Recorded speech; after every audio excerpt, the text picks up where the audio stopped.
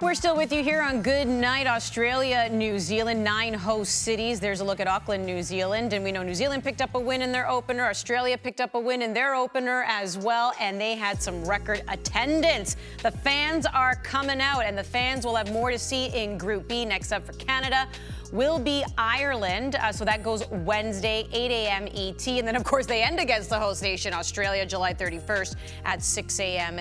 Eastern. We'll continue to break down those matches after they've been played right here on One Soccer as you continue to watch the show presented by CIBC. Andy, Jordan, and Jess with you. So now, going up against Ireland, how much pressure do you think, Jess, is on the Canadians as they go into this match having failed to pick up the full 3 points against Nigeria? It's simple. They need this win. So I think there is pressure. I mean, not to be straight to the point, but I do think that... We like straight to the point here.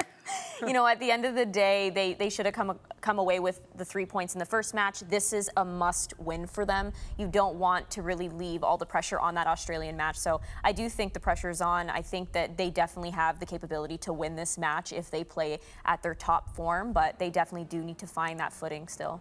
Yeah, pressure is a privilege, right? This is a match to really tip the scales. It's on my Instagram if you ever want to know. But look, this could tip it. Canada get 3 points. You're going into Australia match feeling good about making it out of the group.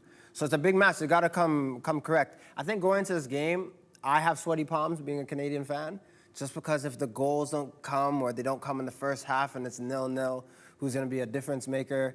How are we going to get these goals? Then furthermore, if you're behind, who's scoring 2 goals? It's just these questions. But big matches need big performers, and we hope Canada can have that. Okay, so what do you think they're working on? I mean, it looked like it was a 4-3-3 going into that match against Nigeria. If you're Bev Priestman, are you changing your formation? How is it that you're trying to change things up to get a result against Ireland?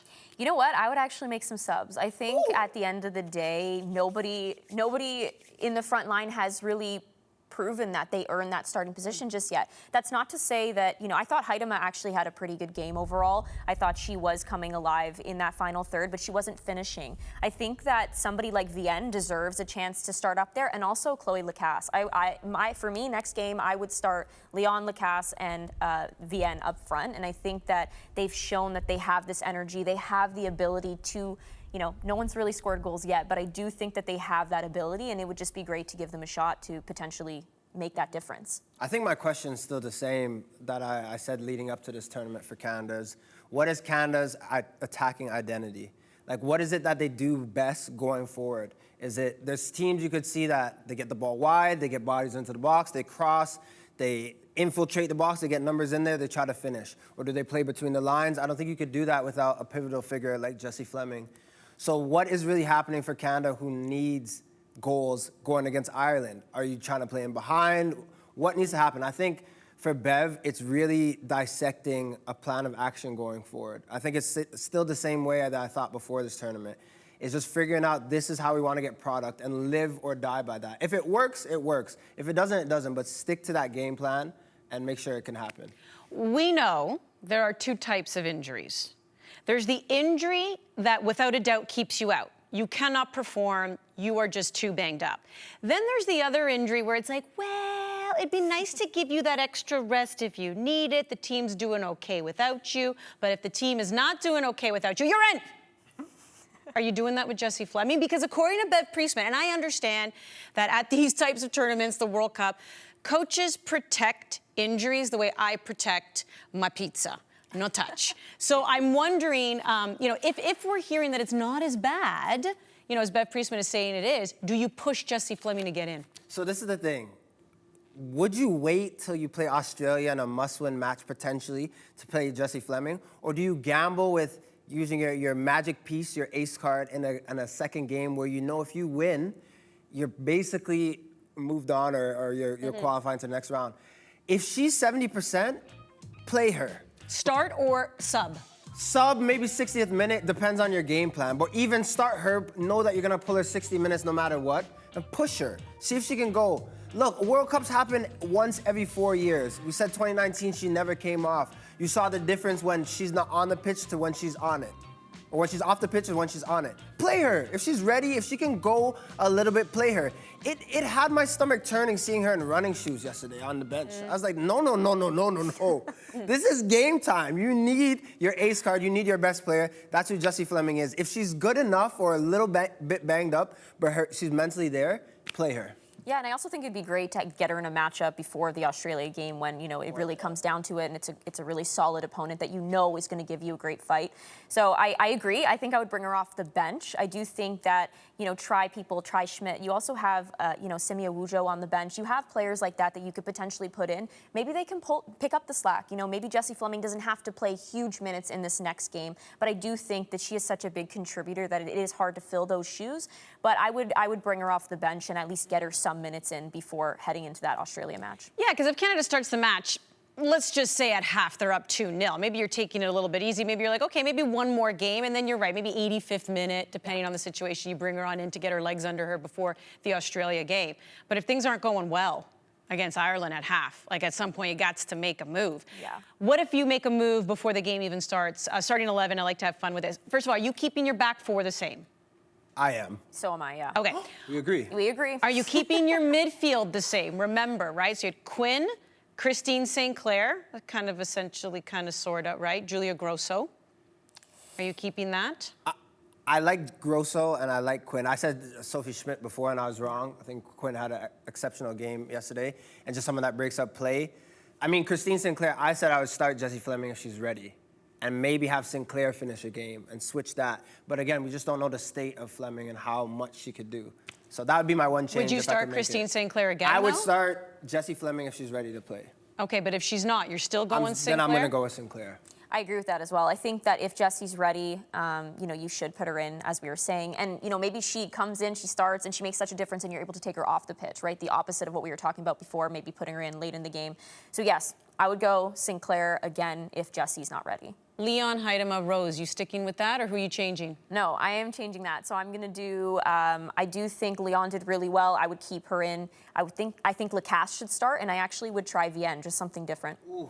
See, the thing is, too, I like that you're changing a lot, Jess, but I feel like managers, you switch a full front three or two out of the three, you change the whole dynamic, which could work, but it's just a risky game because you want productivity. I think Deanne Rose, I would keep her, and I'd keep Adriana Leon, and maybe just start Heidema because she had a good performance. She had 5 shots, but only 1 on target.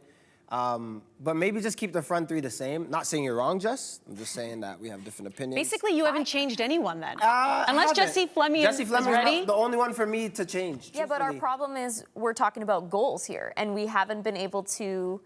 No one's really contributed to that. So I think the most important thing is finding that partnership. Right now, a partnership between a 9 and a 10 would be great. Evelyn Vienne is very much a traditional 9. Jordan Heidema is kind of a hybrid. She is able to also play out on the flank and get in behind. She has the pace.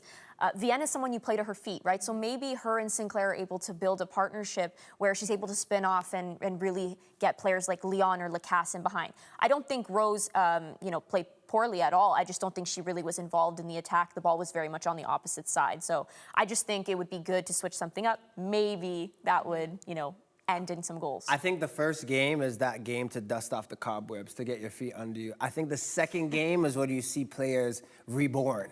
You say, you know what, this is your time to really pull through and to get things happening. How much faith do you have that they'll be reborn in that second game? How are you feeling? I'm nervous. Okay. I said sweaty palms. I have them a little bit. Just because I believe this Canadian side can make it out of the group and maybe push for a run in this tournament. But it's all contingent on this next game. I think that if you win, you can dream. But if you tie, or God forbid you lose, it's an uphill battle. Seems a little crazy to say that you're worried about Canada taking on a team that's making its World Cup debut, but is this where we are? Yeah, I think watching them in their first game, Ireland is exactly what you would expect for a team that's, making their debut. They like to sit, they have numbers around the ball. It's very difficult to break a team down like that. It's very frustrating to play against. They're bringing 100% effort all the time. So yeah, I do think this is where we're at, just based on the performances we have seen. I do think Canada is very, very capable. We know they have talent. We know they have the ability. It's just a matter of really showing it. Cooler heads might have to prevail in this one as well. We know that the friendly against Colombia and Ireland ended after 20 minutes. I think Colombia was a little bit more of the aggressor too, but Colombia turned around and said Ireland can eat. They weren't very pleasant with what they were offering on the menu. But we know that Ireland can be chippy. We know that they can be that way. They're not going to shy away. By no means are they going to be intimidated by a Canada side who are coming in as the Olympic champions. So cooler heads will have to prevail, I would think, in this one. So it's a big one for Canada. They'll be in action again Wednesday. Now they're in Perth, 4-hour flight. As a CPL player who had to take some long flights there, what's the key? Just rest? No, well, hydrate, but then also get into the back of the plane and do your stretches and your yoga. I've done some downward dogs while I'm flying, and I was always loose when I came off. The downward dogs into Cobra. All right, get some yoga lessons next here on the show. No, I'm kidding. We're actually going to play a game of fill in the blank, and we're going to come up with an official nickname for Canada.